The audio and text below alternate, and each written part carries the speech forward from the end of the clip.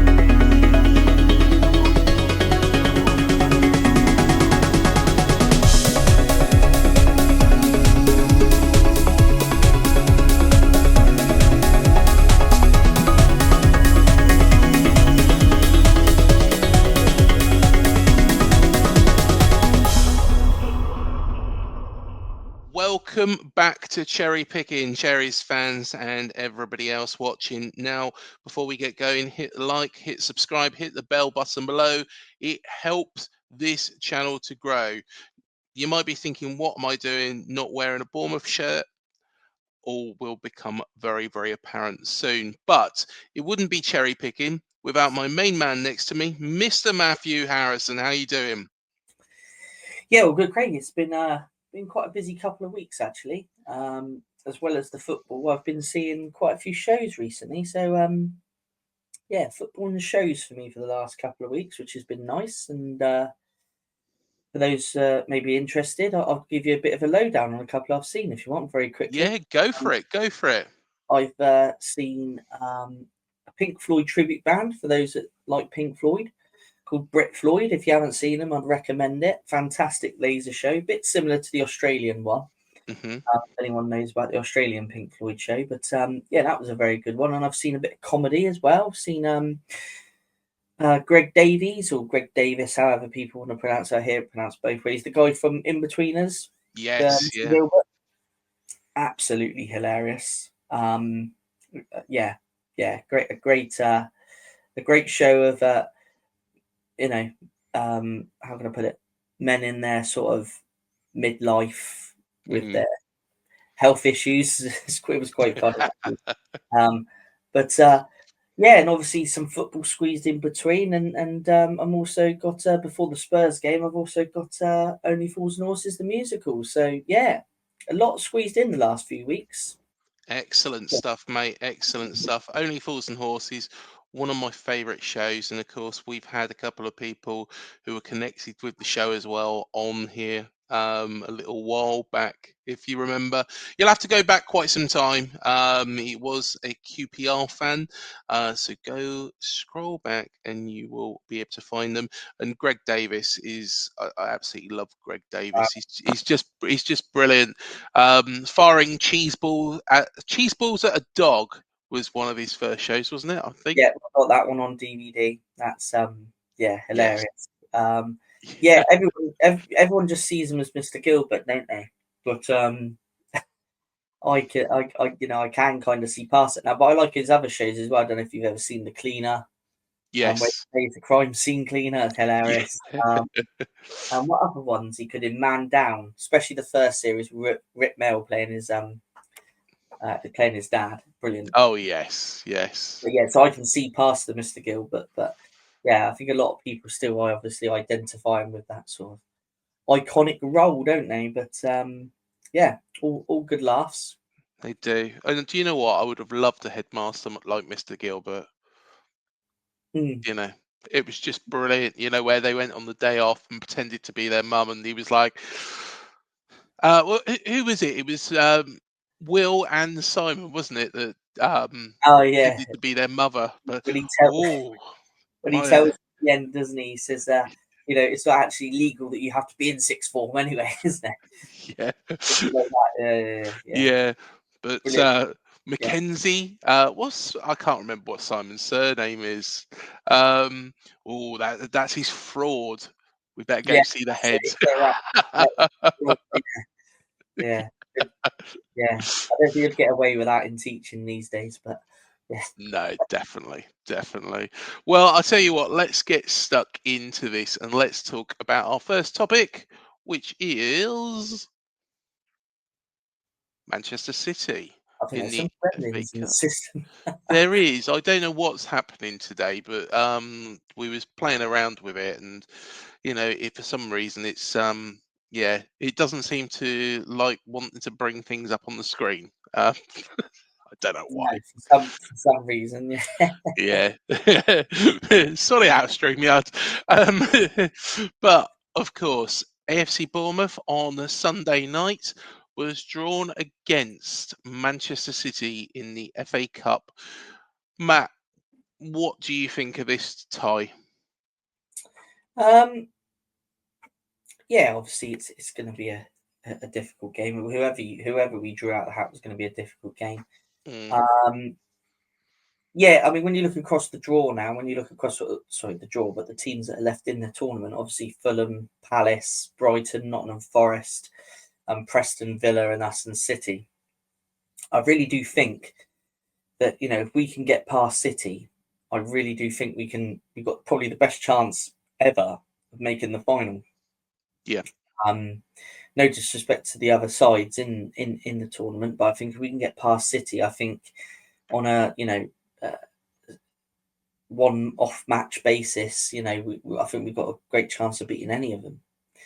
Mhm. And obviously we've beaten City already at home this season, and I think this has got to be our best chance ever. I know we've been to the quarterfinals, only twice previously, but when you look at the sides that are still left in the tournament, I do think getting this far this season, for me, I think this is probably our best opportunity to possibly win it. Um, City, City, obviously being the team that are in there, obviously out of the so-called Big Six. Um, Mhm. but obviously we know how City's season has gone, so they are going to be well up for the game. But they're also probably not going to enjoy the fact that they've got to come to Dean Court again, Vitality Stadium. Yeah. Um, because obviously the painful experience they had here last time, and not only that, cup fixtures are different to league fixtures. It's a tight little ground.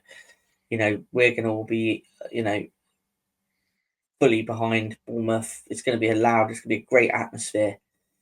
So I don't think they're going to look forward to coming down here, to be honest with you. Mhm. We're going to make it a difficult game for them, I think. The thing is, though, if we rewind back a week, we did say that this is where Pep is going to be putting all the eggs in the basket now, and we've seen, we've seen them against Plymouth, where they played a adjusted side. I wouldn't say a weaker side because at the end of the day, there is no weak Manchester City side. They definitely played an adjusted side against Leyton Orient as well, and Leyton Orient really put up a good fight against them.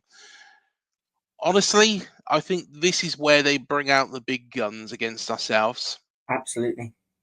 and I think we've got to be ready for that. Anybody who watched those two games and thought, well, City aren't at their best, we'll get past them. And I know there's been a bit of cockiness around some fans, especially on X, that we're going to get through.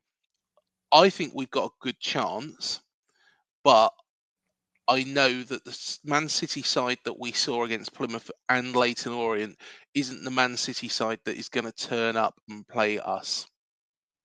No, you're probably right. But I think this is for me. Obviously, you know me. I'm very keep my feet on the ground. Yeah. I do think here, and I stick my neck out on the line here. We beat City, Hmm. we win it. Agree. Agree. I'll I stick honestly do. out on the line here, and I'm not always one that, I'm quite reserved and let's take it one step at a time. But I honestly do think if we beat City, we have the best chance ever, and it may not happen again.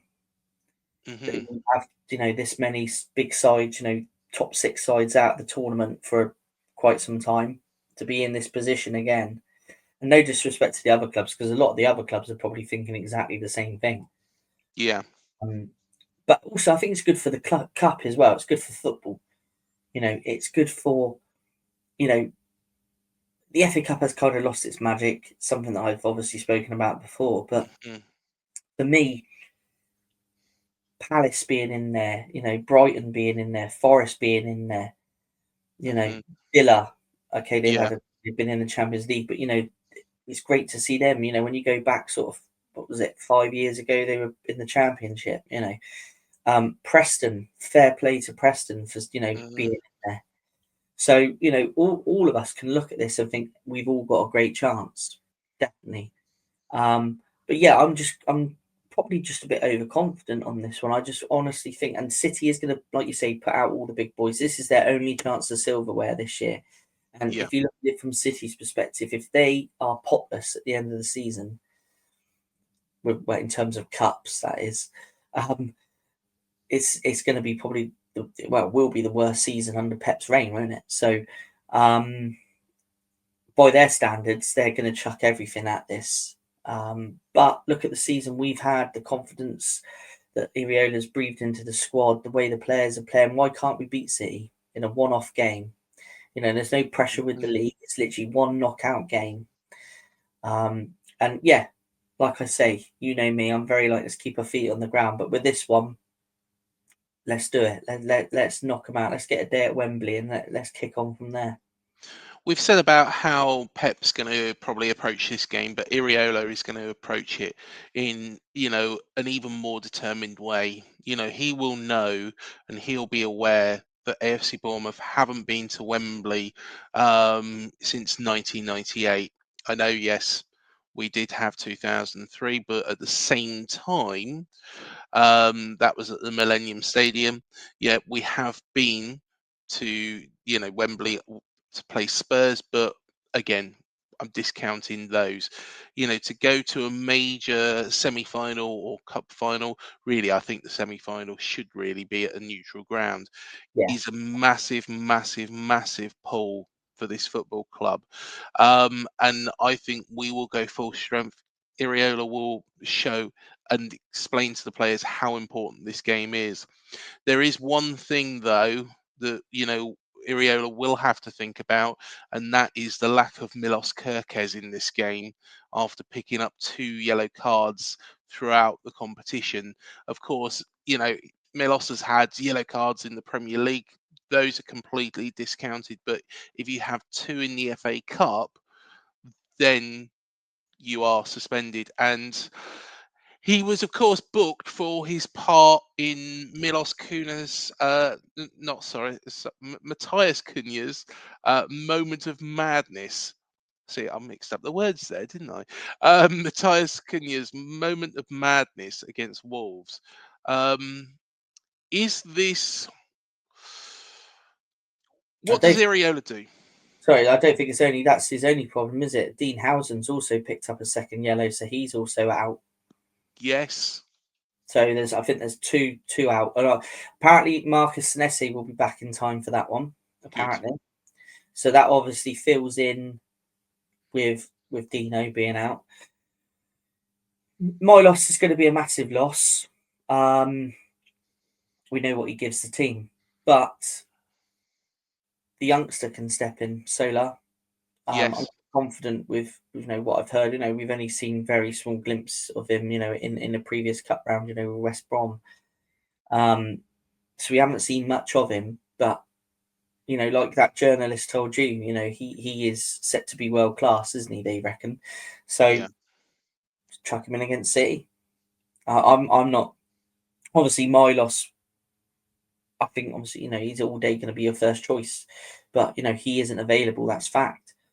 All you can do is stick the young lad in and say to him, this is your chance, son. Yeah.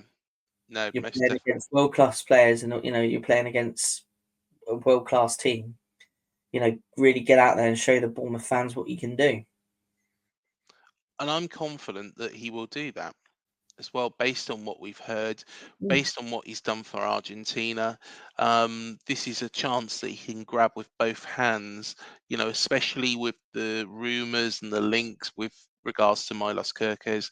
I think go for it, go for it. And I think he probably will do as well. So it's a tie that, and a lot of people have said since it's the worst tie we could have got.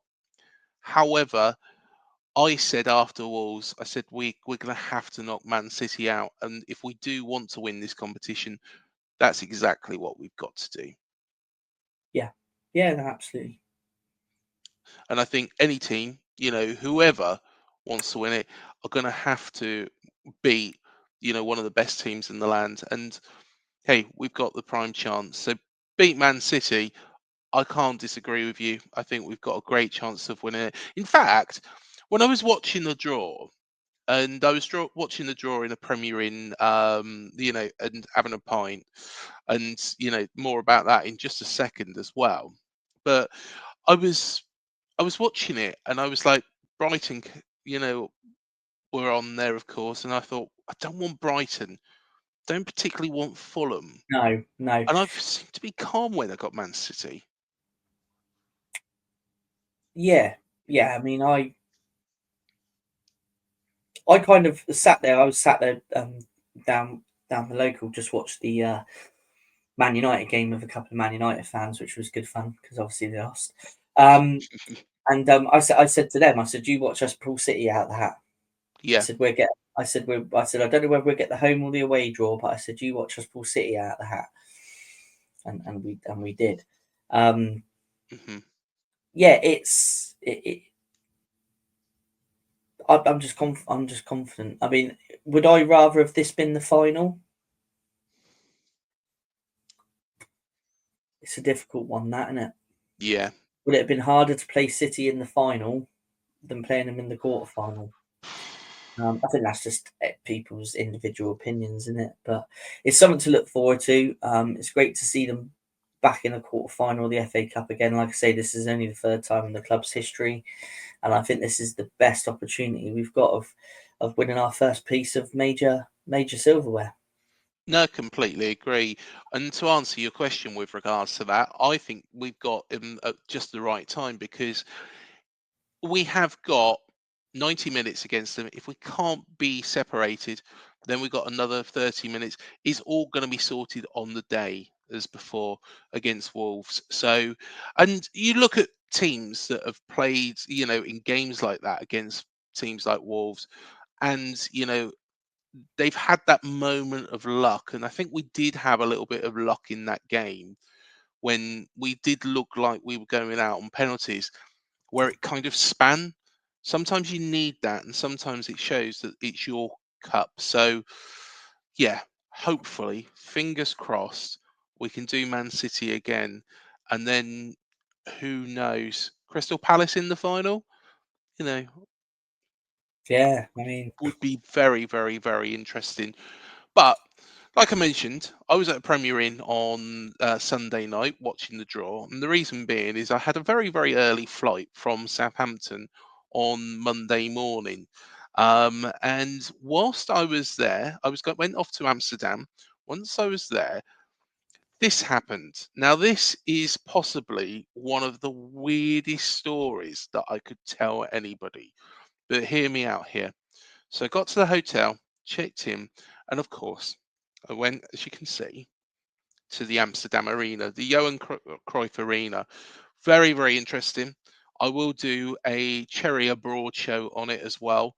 So you can see all the pictures, see the videos. It's not going to be a long one, but there's lots and lots and lots of stories and lots of memories from that.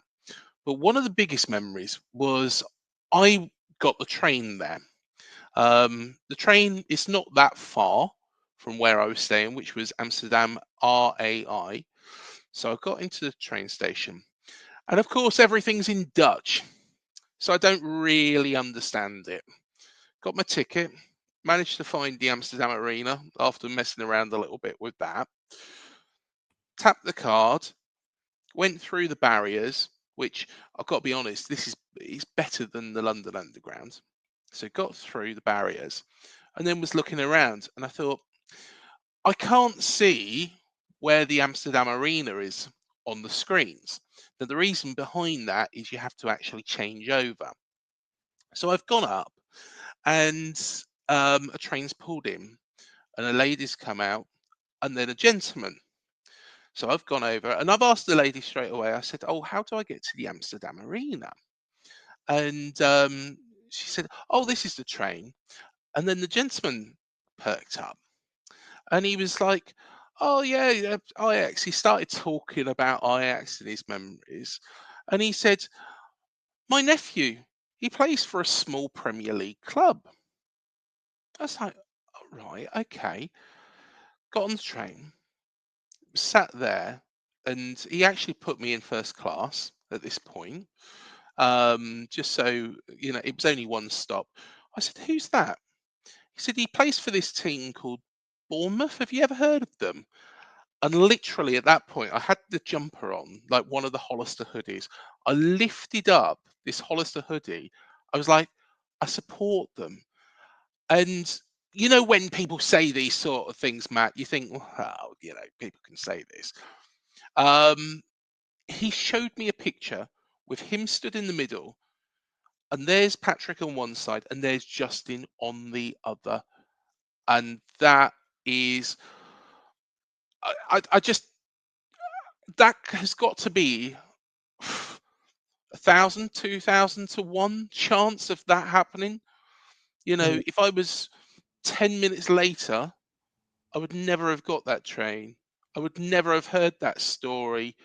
And we had a great chat about Bournemouth in the short period of time it took to actually get to the changeover stop. You know, I wish, you know, of course, he wasn't willing to share the picture, but I wish I'd been able to show you because I couldn't make it up. So if you're watching, please, please, please do make a comment on this video because it is one of the most incredible stories that you know I could actually talk about. So yeah, Does um, prove how much of a small world it is sometimes, isn't it? it is, yeah, it is, and like I say, Ajax is you know the biggest club in Amsterdam by far. You know, it's the biggest club in the Netherlands by far.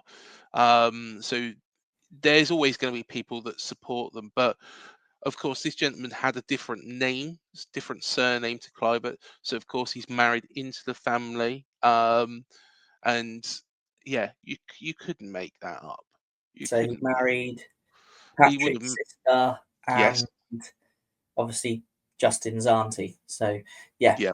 makes sense. Makes sense how where the connection is. It makes sense. Yeah. Yeah. Couldn't. Honestly, it was unbelievable. And like I say, had a great, great, great time at the Amsterdam Arena. It's really interesting.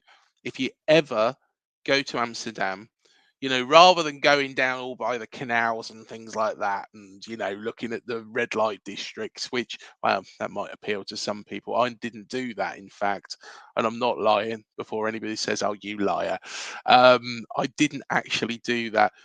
Go to the Amsterdam Arena, get yourself on a VIP tour because it's absolutely brilliant. And like I say, I will upload a video with some of the footage. It won't be a long one, but it'll be in the Cherry Abroad shorts along with my trip to Abu Dhabi and India as well.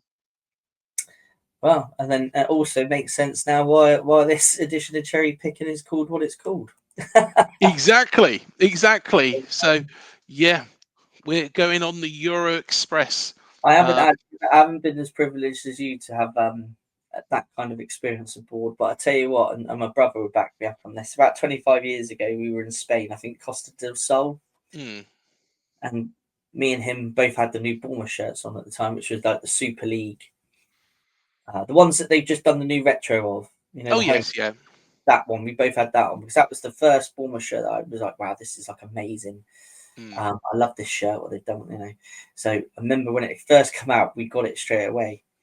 And we're walking through, just can't remember what part of the town it was, but we clocked somebody in one of the old Patrick shirts. And then he starts waving us down. Like, we're obviously with my mum. And he's waving us. He comes running across. He goes, "Wow, he's out the new Bournemouth shirt." Obviously, this is the days before the internet. Yeah. Well, the internet was as accessible as it is now.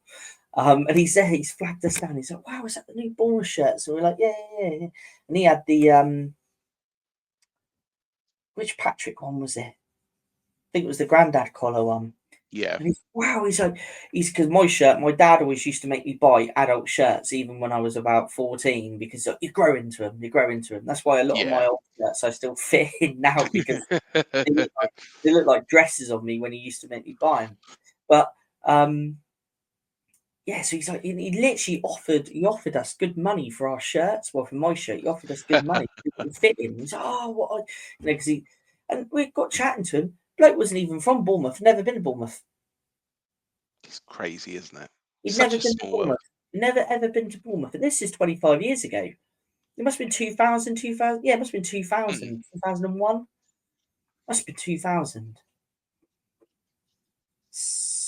Yeah, because the shirts had literally just come out, and he's come bombing across, and he's there chatting away to us, and he's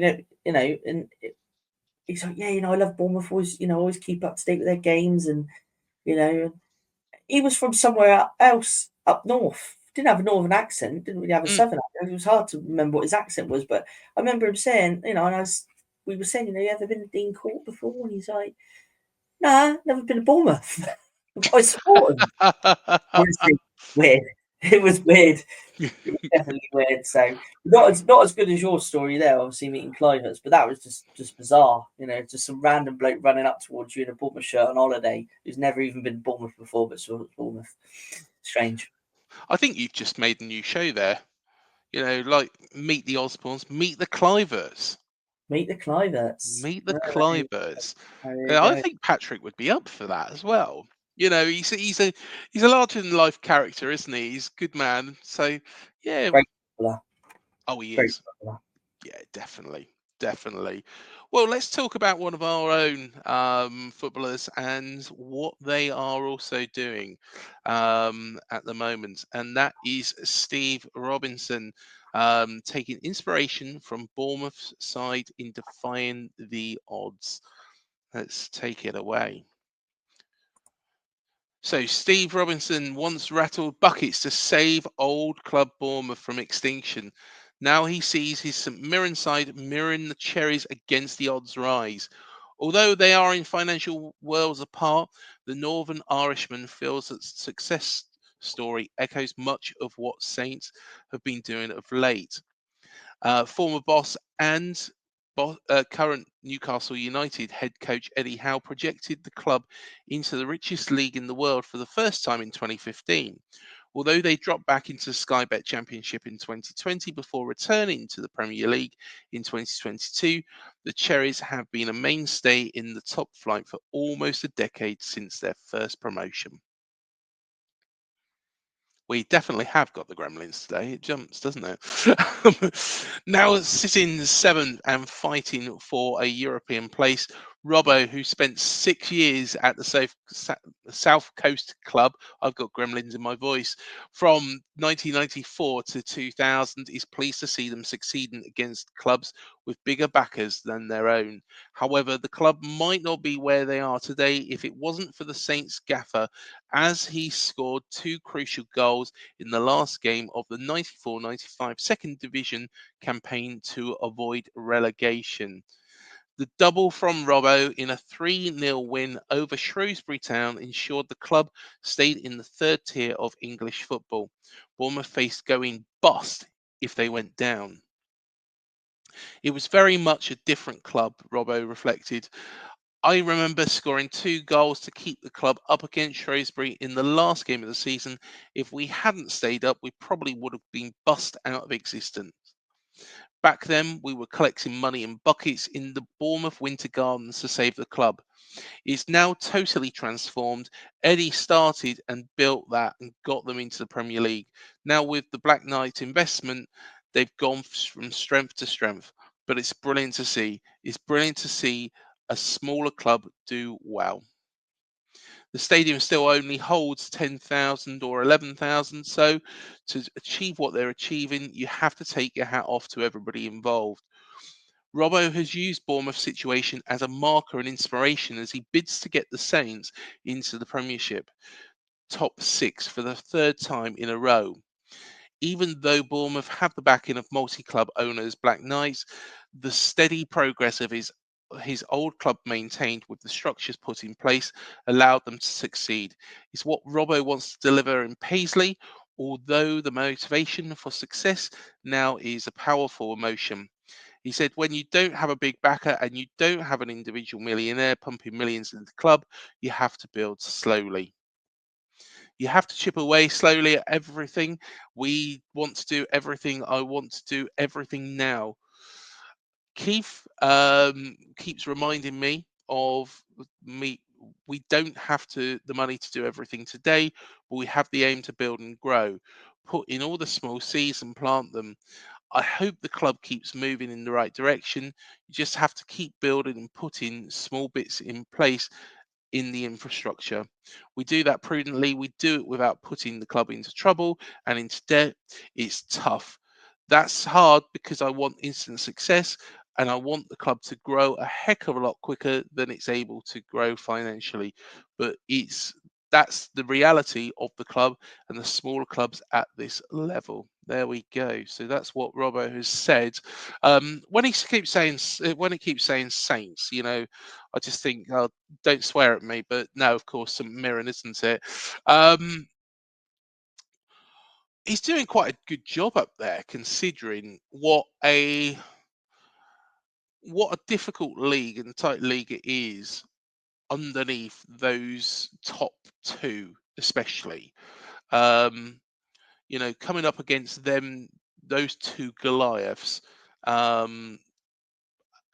it makes it a smaller pond to actually keep yourself out of relegation. But he's doing a sterling job, isn't he? Yeah, what's always good about seeing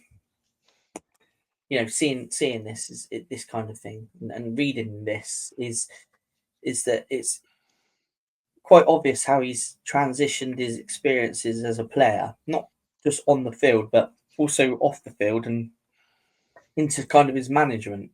So he Yeah. knows that if you haven't got money there, when he was at Bournemouth, obviously there was no money there. That and he's probably seen how the clubs, the experience he had at Bournemouth, at the time, and how the manager at the time, which would obviously Machin would have been there at the time, as Machin, he brought him in, and how he probably had to do things as a manager, and it's probably kind of rubbed off on him. So being at St Mirren, where there isn't millions of pounds, he kind of is probably using his experiences from being at Bournemouth and translating it into kind of this role. Obviously not exactly the same, but on a shoestring, say, budget. I mean, for St Mirren, I think they've been a bit of a yo-yo club over the years, haven't they? Sort of between the sort of Championship and Premiership in Scotland. Yeah, they have. Yeah. So for Robbo to come in there and keep them into that, or get them into that top six, is obviously keeping them, pretty much well out of the way of relegation. And sitting comfortably in mid-table for a club of their size is a good achievement. But yeah, it's an interesting story on how he's and for me, it's kind of like translating his experiences at Bournemouth and into his role as manager at St Mirren now, if that kind of makes sense. Yeah. But he's I thought it's Robbo, even when he left Bournemouth, I kind of kept an eye on Robbo because he was a great player. He's a real fan's favourite. Great penalty taker as well. That was a big loss when he left. And now into his manager career, I mean, remember when he was at Motherwell, he did a fairly decent job at Motherwell. I think he had not the greatest of experiences at Morecambe, but yeah, he's been a decent, steady manager. He even applied for the Bournemouth job when Eddie Howe left. And I'm sure his CV and his experience probably would have been was impressive at the time. But obviously, the club, went, when you look back on it, probably the easy route by appointing Tyndall. But yeah, I think it's a great story there of kind of this is what happened when I was a player at Bournemouth, and this is what I'm doing now as manager of St Mirren to kind of stabilise the club in the Premier League. And obviously they had a great win at Ibrox, didn't they? Yes, They they actually did. they actually beat Rangers. Was it this season? Can't remember. Yeah, I think. Yeah, I'll have to double check, but Yeah, yeah, that's double check I it. But remember they he's did. had a Yeah. great and for a club of St Mirren's size, no disrespect to them, but that's an absolute massive achievement going to Ibrox and nicking a win there. But yeah, I just think it's a fascinating story on like how his days as a player is kind of translated into his management. Yeah, most definitely. Most definitely. It's always Well, great to hear about former players as well. it is. And I tell you what, if anybody wants to watch that Great Escape season as well, there is a very, very good video on YouTube. You've got the original as well, haven't you, of the Great Escape? There we are. Matt is going to find it for you. Although it could be under a lot of other Bournemouth stuff. No, he knows where it is. There we go. Look at that. It is. I had the VHS. Yes. I think that's in the loft somewhere. At my mum still, but yeah. A well put together video at the time. Actually, there's quite a good opening sequence where they actually do scenes like from the Great Escape. With all their Yes. Yeah. bits and that, and yeah, it's yeah. I mean, I remember the Shrewsbury Town game. Goalkeeper Fred Davis was in charge at the time, if I remember rightly. And Yeah. yeah, it was Robbo that scored 2 of the goals. And who do you know? Do you know who scored the 3rd goal? Was it Fletch? No, wasn't. Wasn't No, Russell no, Beardsmore? I'm trying to think. no, Now. no. I'll tell you what. I'll reveal all at the end. There we are. There we are. So you haven't got Comment. a guess the cherry this week, but you There have was got. yes. Guess who scored the 3rd? Well, I don't. I can't remember if it was the 3rd goal or the 2nd goal. I can't Yeah. remember which round it was, but there was 2 goal scorers in that game, and Robbo was one of them. Who was the 2nd goal scorer in that game? There we are. Well, we do want to give a thank out to our sponsors. Firstly, Touchpoint Telecoms, touchpointtelecoms.co.uk. Do get in contact with Mark and the team for all of your business telecoms needs wherever you are in the country. And also our main channel sponsors, which is Dental on the Banks. You can find them at dentalonthebanks.co.uk. Here's a little bit about them now.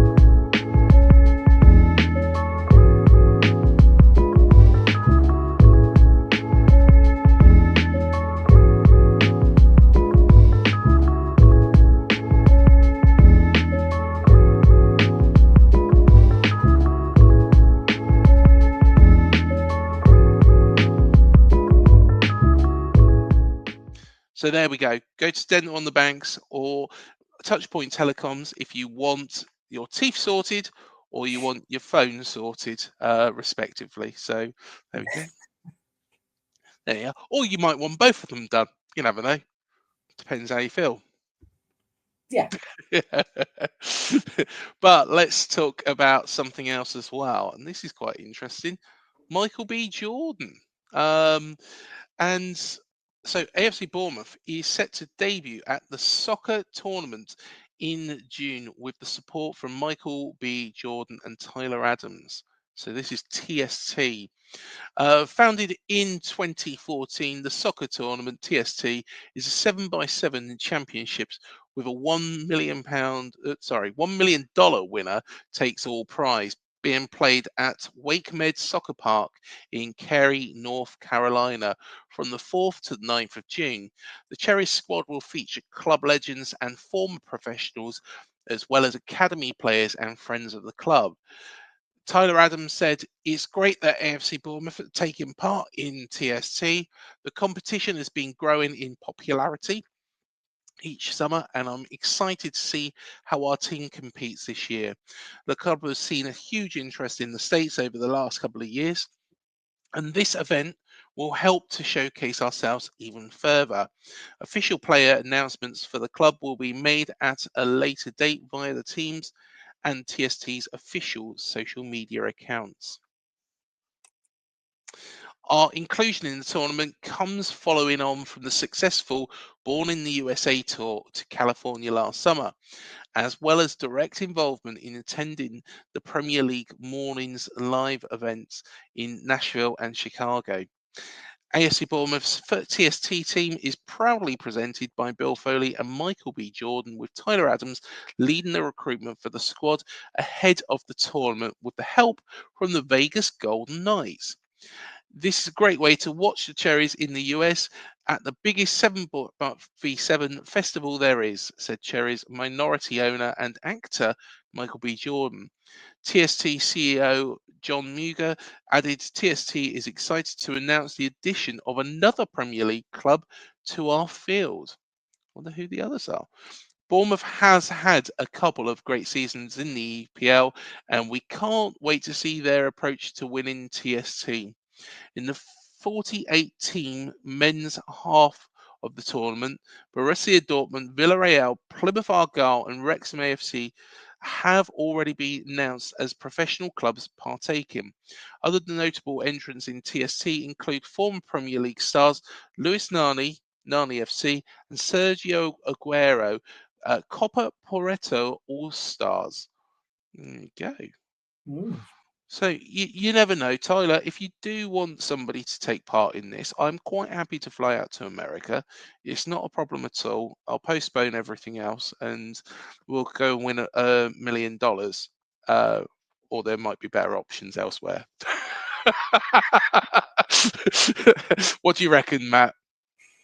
Well, yeah, it's another great way of exposing Yeah. the club, isn't it? This tournament, and yeah, I'm sure Tyler Adams will have a good pool of legends and youth to pick to obviously go out there. I'm assuming he's probably going to manage them out there. I'm assuming. Yeah, By the can sound of it. imagine so. Reading in between the lines, but yeah, another great way to expose the club in America. Obviously, the fan base is growing massively out in America, and it's a great thing to see. So yeah, things like this can only obviously be beneficial to the club's growth, internationally. And it'd be great if they win the $1 million. Happy days. It'd be great to go out there and win it. And yeah, good luck to everybody that's taken part. And yeah, it'd be interesting. It'd be interesting to see how this one develops. Be interesting to see who they announce. Especially from the legends' point of view. Be good to see which former players they announce. And yeah, I think it's quite an exciting prospect for the club. To be honest with you, yeah. What else can you say? I can imagine that there'll be some legends like Fletch. Fletch is definitely going to play. Oh, hang on, I've got a call coming through. Hello. Oh, hello, Tyler. How you doing? Oh, congratulations on winning the Michael Matthews Jewelers Player of the Month. Yes, yeah, yeah. About TST. Yeah, we were just talking about that. Funny enough. Yeah, you've seen me on a park pitch and I'm not very good. Oh, okay, no problem. First reserve? No. Second reserve? No. Getting on the plane? No. You're going to allow me to watch it from a stream. Okay, Tyler. All the very best, mate. Go beat Spurs tomorrow. Good lad. Yeah, sorry, Tyler Adams just called. Yeah, I think my luck's up. Doesn't look promising, does it? No, No. no. Yeah. Going It back doesn't. to Greg Davis, that's always first reserve, second reserve. Yeah, it is a bit like a Greg Davis sketch back. Yeah, definitely, Yeah. definitely. So I Yeah, tell you what, let's have a look at and see who has joined our Hall of Fame this week. Bring it away. And it is, of course, the main man, Nathan Ake. Of course, he will probably be lining up against us for Manchester City very soon. he's actually Uh, out injured. Just been he under is out the injured. Yes, of course he is. knife. But Sorry, he's played 121 games for the Cherries, scoring 11 goals, played centre back for the Cherries, but also played left back and had a stint as defensive midfielder. Signed for Man City following our relegation. And I tell you what, one of the nicest guys that you could ever possibly meet as well. I remember, and this is another very funny story. So I was outside Dean Court, and we'd just been up into what is now the Cherry Orchard, um, and of course the 1810 bar. And I come down, and I had my son with me, and I thought, where's he gone? Where's he gone? And he's ran over, and he's having a full scale chat with Nathan Ake. Hmm. I tell you what, lovely, lovely, lovely man Nathan Ake is, and what a great defender as well. So yeah, fully deserved, fully deserved. And am I right in thinking, he is the only man on the Hall of Fame who is still playing?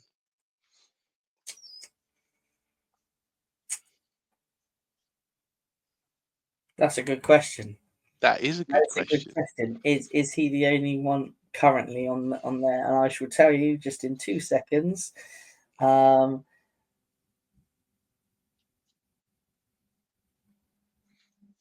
I think he is. yes, he is. Yeah, there we are.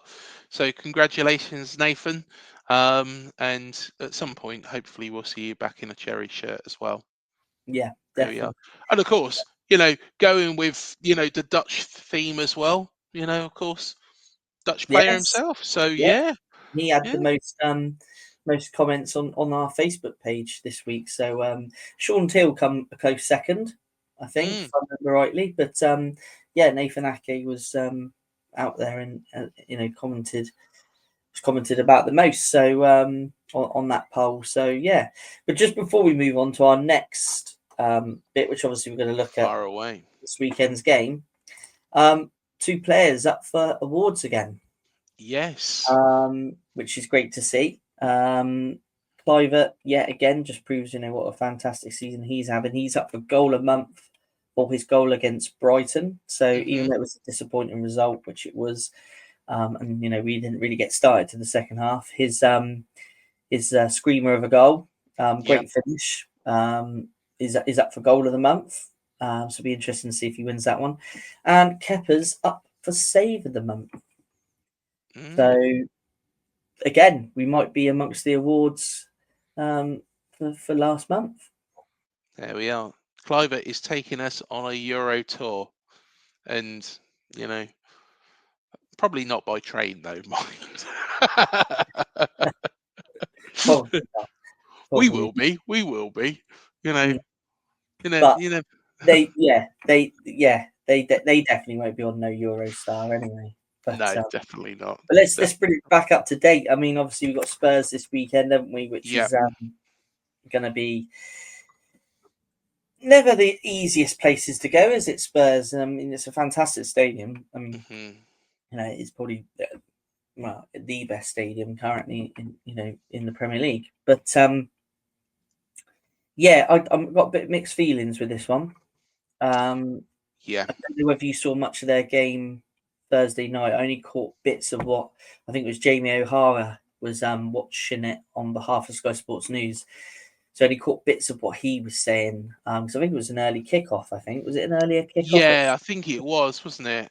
Yeah, and he was kind of not impressed. I don't think with Spurs' performance, especially the likes of, I think, Maddison. Mm. He was meant to be sort of that creative opening for Spurs, and I don't think he was playing too well.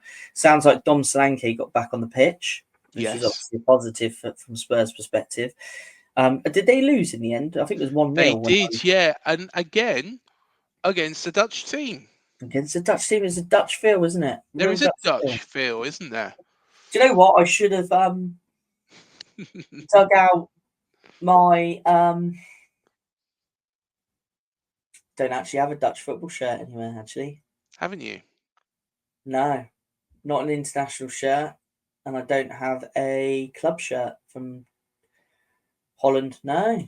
No, I If have it had been, now, of Den- course. if it had been Denmark, I've got a Danish international shirt. I've got a weird collection, but actually, Yeah. Holland, anything from Holland isn't in there. So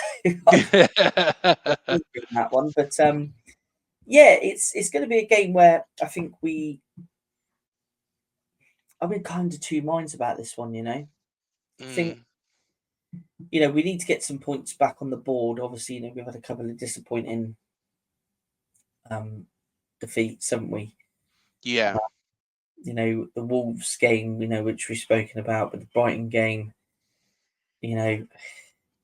second half, in fairness, second half, we became the better side, I thought. Hmm. It's and we've been there, we've won before, but I don't know. Do you know what I think I'm gonna. For me, I think this game might have a draw written all over it for us. I think it I've got. depends what Spurs side comes out. It does depend what Spurs side comes out. But I don't know. They've I've just got a feeling it could be a draw. they've picked up a little bit in the Premier League, haven't they? I know that Ange. I think Ange is up for Premier League Manager of the Month. Is he? Um, yeah, but Wow. when you look at it, they beat Brentford 2-0 away from home. Now, to be honest, Brentford are a very good home team, so that's a good result. But they got beat in the Carabao Cup 4-0 by Liverpool. They were beaten and knocked out of the FA Cup by Aston Villa. They Ah, beat Man United. Man United aren't really up to much. Beat Ipswich, quite heavily. Again, Ipswich aren't up to much. And then got beat by Man City. So I can't see him winning Manager of the Month, because the two teams, well, apart from Brentford, the two teams that he's beaten, Man United and Ipswich, aren't particularly very good. What gives me a little bit of hope in this game, though, is with regards to this Dutch club getting this result against Spurs and beating them 1-0 last week, because that is really, we talk about Man City and it's their only chance of silverware. The Europa League is Spurs' only chance of silverware this time round. So what do? Now they're in no danger of relegation from the Premier League. I think that's a given. But they're going to have to go out and beat AZ Alkmaar next week. Otherwise, that's it. Basically, that is it.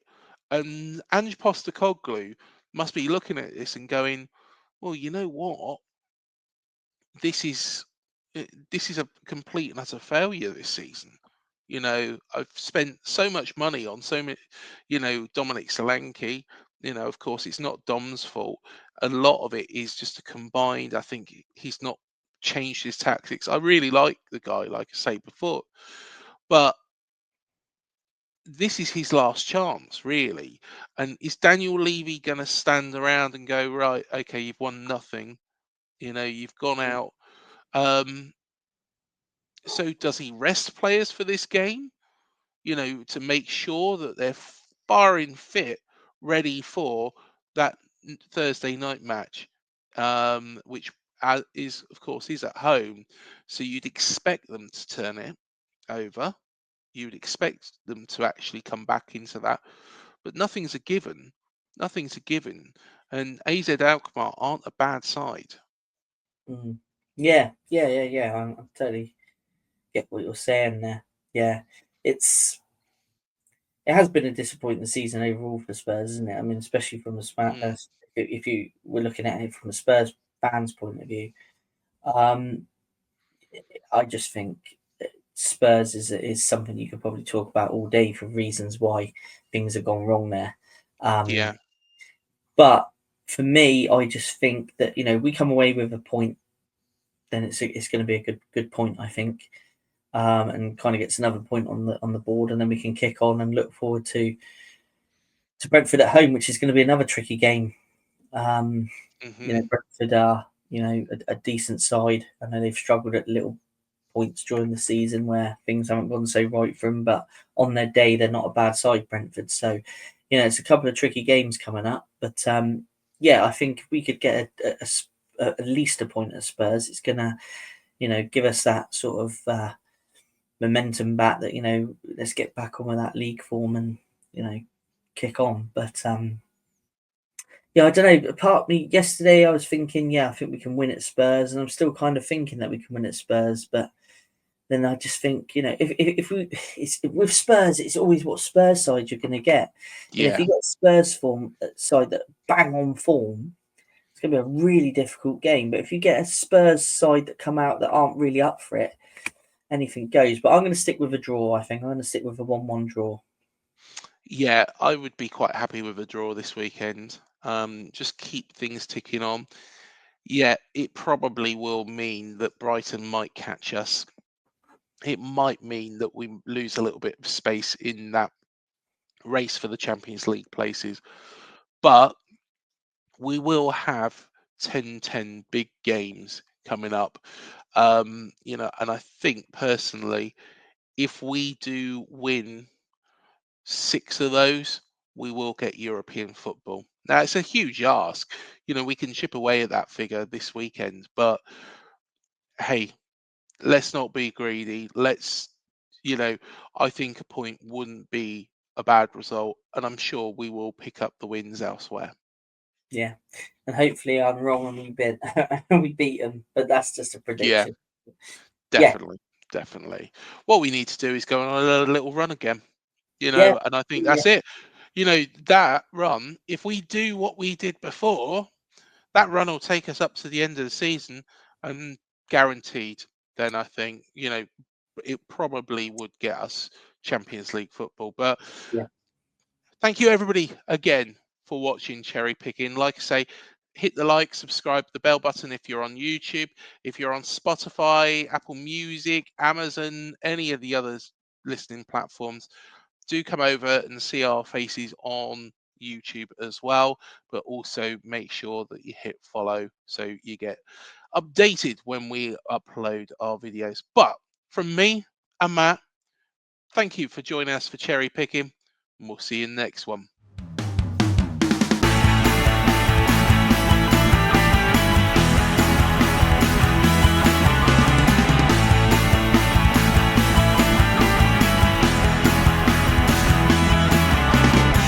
Talksport Fan Network. The ultimate on-demand destination for the UK's best fan-led football podcasts. Want authentic supporter insight on all things Bournemouth? Follow Up the Cherries in all departments on the Talksport Fan Network. Club-dedicated content created by the fans, for the fans. Search Talksport Fan Network.